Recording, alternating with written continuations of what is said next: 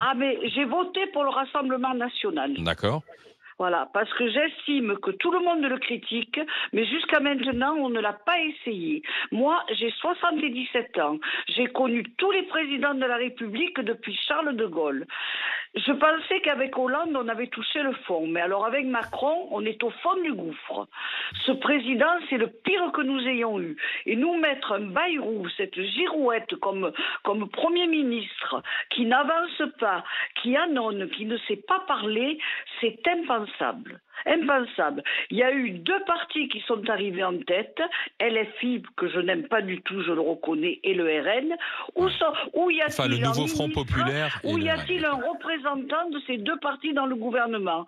On nous met des gens qui ont, comme les LR, qui ont toujours trahi la droite. Moi, j'ai rendu ma carte après 11 ans, parce qu'ils nous ont toujours trahi, la droite, hein, et qui représentent rien, comme le PS. Tout le monde parle du PS, mais qu'est-ce qu'ils ont comme voix? Qu'est-ce qu'ils ont, ces gens-là? Rien. Ouais, mais Ghislaine, moi je vous entends, Et ce Macron, tout le monde rigole de nous à l'étranger. Moi, j'ai des chambres d'hôtes, je reçois des gens de tous les pays, hein, des États-Unis, de partout, du Canada, tout le monde rigole de lui. Il ne représente plus rien. Il n'aime pas la France, il n'aime pas les Français, et chaque fois que quelque chose va bien, il jette de l'huile sur le feu pour foutre le chaos. Ouais, mais Ghislaine, moi je vous entends, mais vous dites le RN, on l'a pas essayé. Enfin, la dernière, c'est Bardella qui a dit qu'il voulait pas y aller en fait. Il a dit sans majorité. Ah non, mais attendez, qu'est-ce que vous voulez qu'il aille mais faire? madame, moi je veux bien, mais là, non, mais si on revote, il va falloir que Bardella il dise, j'y vais. Le pays, monsieur. Je parle pour gouverner le pays. Qu'est-ce que vous voulez qu'il aille faire avec un Macron qui, de toute manière, même s'il est Premier ministre, n'en fera qu'à sa tête et le ridiculisera? Il a raison. Bah non, il n'a pas raison. Vous avez dit le contraire tout à l'heure. Vous avez dit on les a pas essayés. Ben oui, mais dans ce cas-là, vous avez dit qu'ils étaient première formation politique. Ben il avait qu'à les prendre. S'il les prend pas parce que le RN a dit moi je veux pas, on veut pas y aller parce qu'on veut une majorité absolue. Bah ça n'existe plus maintenant. Donc à un moment donné, faut que le RN aussi. C'est bien beau de faire des annonces dans les journaux, mais faut qu'ils y aillent. Si on avait la majorité, si tous les LR avaient fait comme Éric Ciotti, nous l'aurions.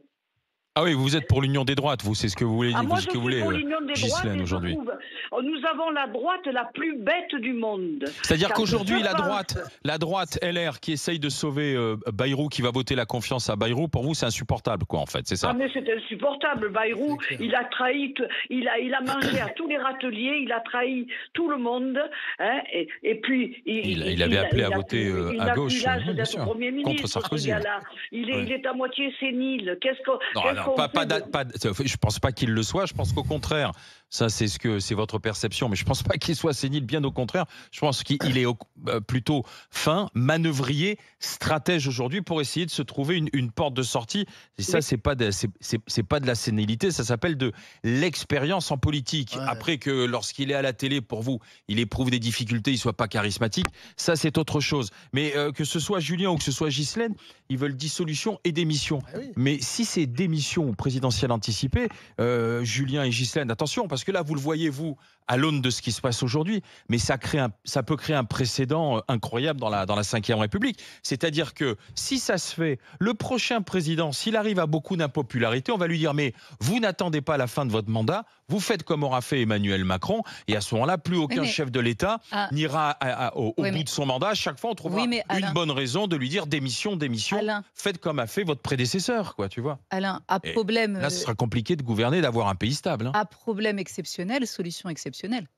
Là, on voit bien que quand même, Emmanuel Macron, il n'y a rien d'exceptionnel pendant son mandat, ce qu'il a traversé, les gilets jaunes, cette mobilisation, tout ça, il y a quand même eu des choses exceptionnelles dans ce pays qui sortaient de l'ordinaire depuis ces dernières années, où les gilets jaunes, il n'y avait rien de réglé. On est sorti de la crise des gilets jaunes parce que il y a eu, qu'est-ce qui a mis un terme? Il y a eu après, c'était le Covid après ou la guerre. Non, il y a de à chaque fois, c'était quelque chose d'extérieur. Donc, c'était pas la politique intérieure menée ou les réponses adoptées qui ont répondu à quelque chose. Non, mais vous voyez bien que là, et c'est pas, comment dire, exceptionnel. Il y a déjà eu des présidents qui ont démissionné. Mitterrand, la troisième, il y a eu la cohabitation en 86, tout le monde disait c'est exceptionnel ce qui est en train de se passer. Est-ce que le régime, est-ce que la présidentielle va suivre? Et puis Mitterrand, il a fait ces 2 fois les cohabitations. Mais la seule chose, c'est qu'il faut que ce soit une décision prise et le pays a tenu.